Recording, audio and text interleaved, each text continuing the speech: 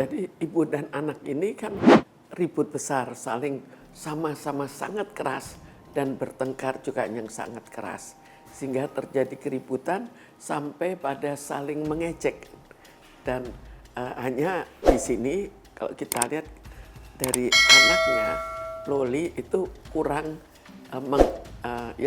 berbicara keluar. Jadi artinya kita tidak tahu banyak tentang dia. Karena dia banyak diamnya. Apakah banyak diamnya karena dia tidak diekspos, tapi mestinya banyak diamnya karena dia tidak mau berbicara banyak. Di sini mungkin hubungannya dengan Fadel kan. Jadi apakah ini pembicaraan mereka berdua untuk tidak terlalu banyak berbicara, atau dia sendiri juga masih ragu-ragu apa yang ada di balik semua ini. Karena pada remaja kan seringkali mereka cinta tapi dalam hatinya juga ragu-ragu kan. Bukan sepenuhnya 100% percaya. Masih ada suatu keraguan-raguan. Keraguan-raguannya tinggal apakah lebih banyak pro Fadel atau tidak. Apakah nanti di kemudian hari akan membaik hubungannya dengan Fadel atau memikirkan risiko Fadelnya masuk penjara, kan kita juga tidak tahu. Karena dia juga lebih banyak diam dalam hubungannya dengan pandangan terhadap Fadel, itu kan kurang terekspos. Kalau kelihatannya itu pada saat lebih cenderung ke Fadel, tapi masih ada beberapa keraguan-raguan, bukan sepenuhnya betul-betul menyenangi Fadel. Mungkin dia senang sekali Fadel sebagai seorang yang senang diajak berbicara, senang berteman, senang sebagai untuk menghibur, kan kita tidak tahu persisnya.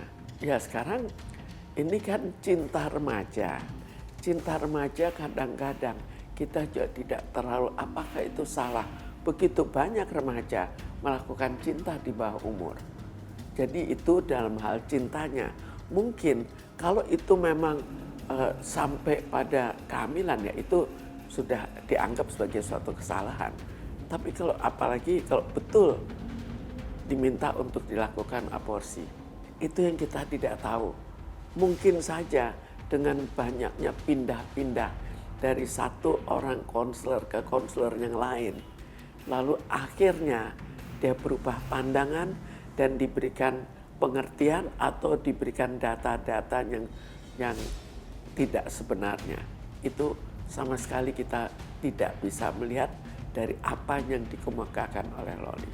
Ibunya dulu pernah ada masalah dalam warisan. Apakah itu juga ikut menjadi masalah? Di mana akhirnya bisa saja dia damai sementara, bisa juga sandiwara. Sandiwara untuk diakui sebagai anak, untuk ikut mendapatkan warisan. Atau bisa juga diberikan suatu pandangan bahwa Fadel itu negatif, itu yang akhirnya kita kurang bisa melihat karena kurang diekspos. Loli juga jarang berbicara tentang Fadel. Termasuk kalau tentang ibunya lebih sering dalam ribut, dalam berkelahi, itu kan cukup sering kelihatan bahwa memang bermusuhan, bahwa akhirnya terjadi rangkul-rangkulan apakah ini sandiwara atau betul-betul atau sifatnya sementara atau ini awal dari suatu kebaikan. Bisa kita lihat bahwa dari permusuhan besar kemudian terjadi suatu persahabatan. Apakah persahabatan ini betul-betul persahabatan murni atau sebetulnya hanya sandiwara? Kalau itu betul murni, maka yang jadi masalah adalah untuk mempertahankan persahabatan ini. Karena kalau biasa sudah kurang sepakat satu dengan yang lain, sering berkelahi, maka kalau terjadi sesuatu di mana tiba-tiba terjadi perbaikan, seringkali sifat masing-masing tetap dipertahankan. Jadi jika pada suatu saat baik Loli maupun ibunya mengucapkan sesuatu yang terlalu kasar, mungkin terjadi lagi keributan. Jadi dalam hal terjadinya perbaikan, itu tidak bisa dengan sekali langsung baik. Tapi perbaikan itu berjalan secara bertahap. Jika tahapan berikutnya bisa diatasi dan terus saja tidak bosan, maka bisa terjadi suatu perbaikan yang lebih sempurna.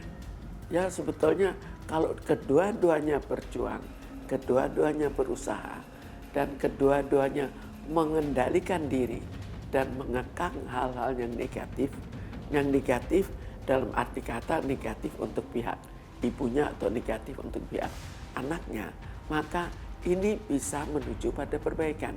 Tinggal itu yang harus kita lihat nanti. Dan semua ini juga tergantung pada situasi berikutnya. Jelas Loli itu anak remaja. Jadi remaja itu tidak sestabil orang dewasa dan juga tidak sestabil anak-anak atau ya anak besar lah. Jadi memang itu sudah sifat dari remaja untuk tidak stabil. Kemudian dalam keadaan tidak stabil itu kita lihat kembali bagaimana kepribadian sebelumnya. Apakah kepribadian sebelumnya memang tidak stabil atau kepribadian sebelumnya stabil, kemudian sekarang selama masa remajanya tidak stabil. Kita bayangkan ini masih remaja. Remaja pada umumnya, apalagi kalau ini misalnya baru cinta pertama. Kalau mereka cinta itu betul-betul mereka membela pasangannya. Jadi kalau misalnya sampai pasangannya dalam hal ini Fadel akhirnya diserang oleh ibunya, maka jelas dia akan marah. Dan demikian juga pada remaja-remaja yang lain. Jadi kalau diberikan suatu serangan seperti kebiasaan yang dilakukan oleh Nikita, maka akan terjadi reaksi besar dari Loli. Dari remaja pada umumnya, itu sudah sifat dari remaja. Jadi sebetulnya suatu yang sifatnya cinta pada seseorang pada saat remaja, kita tidak bisa begitu mudah untuk minta secepatnya kamu hentikan. Tapi harus dengan suatu kesabaran, tidak perlu sabar sekali, tapi tetap perlu adanya pemberian pengertian dan bukan meminta untuk bisa segera melepas. Remaja itu umumnya tidak mau seperti itu. Ya, jadi ini kan sudah sifat umum dari remaja dan demikian juga pada Loli ternyata juga mengikuti apa yang terjadi pada anak remaja. Bukan berarti bahwa akhirnya Loli pasti akan menikah atau kecenderungan menikah, tapi cinta pada saat itu terjadi dan tidak mau diganggu. Itu sudah biasa. Kalaupun diganggu, diberikan pengertian. Lalu kita lihat lagi bagaimana sifat remaja sekarang bandingkan remaja dulu. Kalau remaja dulu masih patuh pada orang tuanya. Kalau remaja sekarang, kalau ibunya boleh menentukan sendiri siapa yang akan didekati oleh ibunya, maka Loli pun meminta hak yang sama. Itu kembali lagi pada sifat remaja pada umumnya pada zaman sekarang. Itu jelas ikut menjadi bahan pertimbangan yang besar ya. Karena siapapun tidak mau dijelekan secara terbuka seperti itu. Jadi itu juga menambah kemarahan yang besar.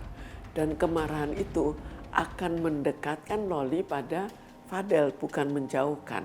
Itu kembali lagi kita melihat pada remaja pada umumnya. Semua orang mempunyai suatu sifat ya. Ada sifat orang yang pemarah, ada sifat orang yang pengasih, ada sifat orang yang pendendam. Sekarang kita lihat ada yang seringkali senang berkelahi, itu kan juga ada. Jadi dalam hal ini salah satu sifat yang kita lihat adalah Nikita cukup senang untuk menyerang orang. Jadi itu sifat yang ada pada dirinya. Dan sifat itu bisa positif jika dia menang, positif bagi dirinya. Bisa juga negatif kalau dia diserang balik. Itu yang terjadi sekarang. Bahwa dia akhirnya diserang balik dan akhirnya dia kalah jadi tersangka.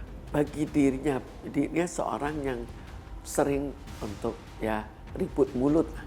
Jadi bahwa akhirnya ribut, akhirnya diserang, bagi dia sudah suatu yang biasa. Yang mungkin belum biasa adalah bagi dia mungkin ya jadi tersangka juga sudah biasa. Tapi yang belum terbiasa adalah jika dia akhirnya nanti dituntut di penjara, tinggal apakah dalam perkara ini dia akan menang atau kalah. Di situ akan terjadi suatu perbedaan jika akhirnya tetap kalah.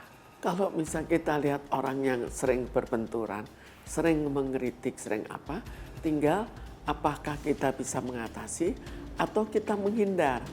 Atau kepandian kita untuk berbicara untuk tidak membuat suatu ketersinggungan.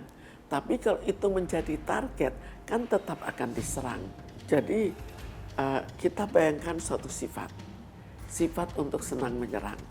Bahwa kalau walaupun sangat lama untuk senang bersama-sama, tidak saling menyerang, tapi sifatnya mungkin saja pada suatu saat tiba-tiba dia ingin menyerang karena ada kata-kata yang menyinggung dirinya. Maka dia menyerang. Namanya seorang yang cukup senang untuk menyerang. Ya, suatu sifat saja, sifat untuk senang menyerang. Jadi terjadi suatu refleks. Oke, jadi bukan dengan dipikirkan matang-matang.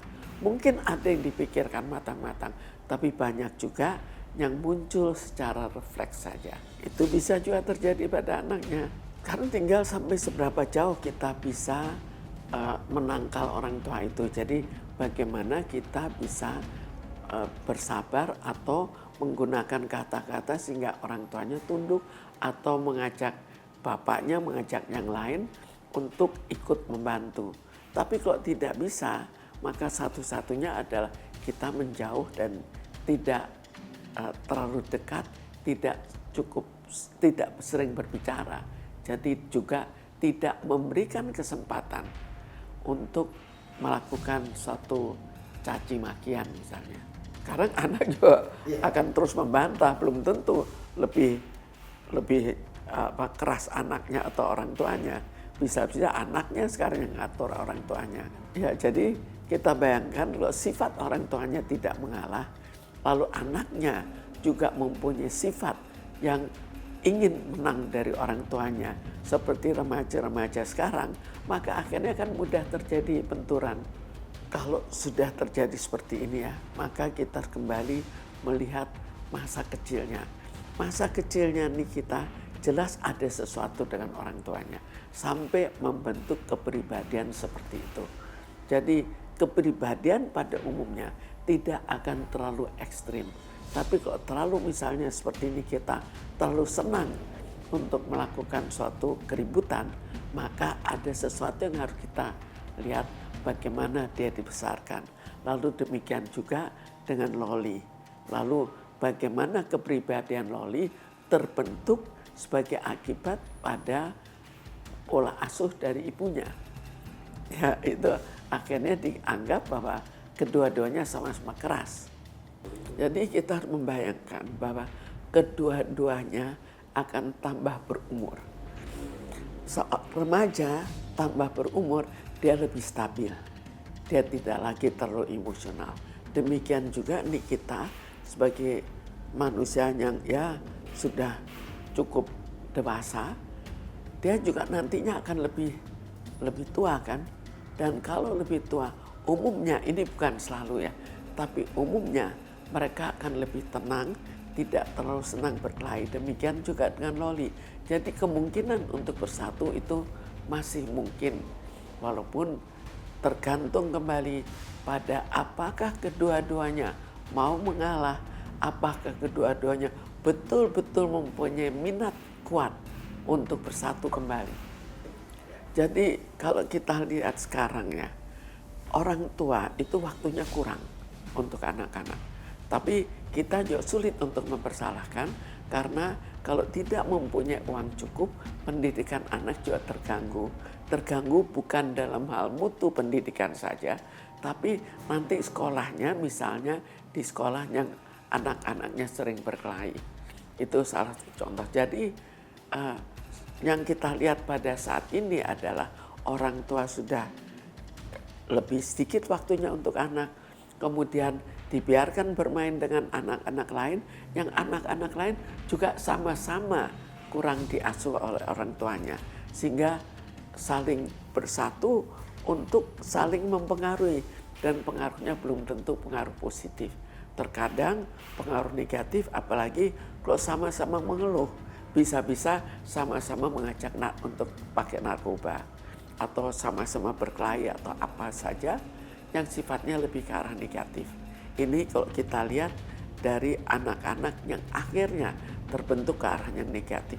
Tapi apalagi yang terjadi di sekolah, kan anak kita lepas, dia berlanjut ke sekolah. Seharusnya guru itu ikut memperhatikan demi untuk kepribadian anak.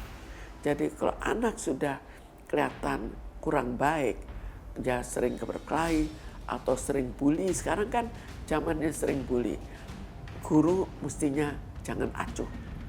Ada tahap di mana guru tidak bisa acuh, ada tahap di mana guru meminta anak itu dikonsultasikan pada ahli jika guru tidak sanggup mengatasinya. Tapi yang terjadi sekarang adalah kalau anak sampai berkelahi satu dengan yang lain, maka guru menghindar, menjauhkan diri. Jadi tapi kita juga kembali lagi, tidak bisa otomatis mempersalahkan guru. Tapi kita tanya kembali, apa yang terjadi pada guru? Kalau dia menerima ada risiko bahwa dia dipecat karena membela salah seorang anak, maka bagi dia kan juga berat juga. Maka terjadilah hal seperti sekarang yang harus dikembalikan seperti sekolah dulu yang lebih tenang daripada sekarang, dan guru-guru dulu juga lebih berani menegur muridnya dan mengatasi muridnya sehingga tidak terjadi hal-hal yang terlalu negatif seperti sekarang. Jadi jangan lupa untuk subscribe Cumi Cumi. Ditekan ya tombol lonceng merahnya.